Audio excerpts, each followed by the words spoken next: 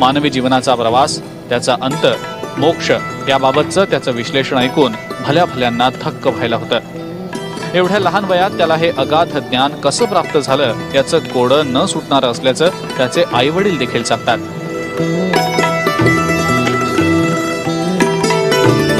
आमच्या पोटी आम्ही असं काय पुण्य केलं होतं की आमच्या पोटी असा मुलगा जन्माला आला।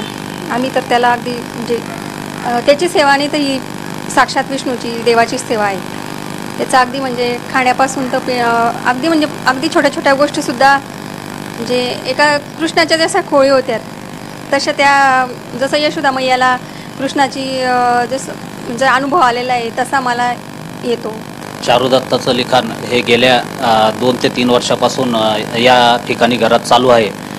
त्याचा अभ्यास पाहता हे संतांप्रमाणे त्याचं हे लिखाण चालू आहे। त्याचं कोणत्याही प्रकारचा ग्रंथ न वाचता आणि कोणत्या प्रकारचा संस्कृत या विषयाचा अभ्यास नसताना त्याने जे लिखाण केलेलं आहे ते वेदांमध्ये ब्रह्मवेद, जीवनवेद या प्रकारच्या वेदांमध्ये त्याचं लिखाण होत आहे आणि सातत्याने चालू आहे।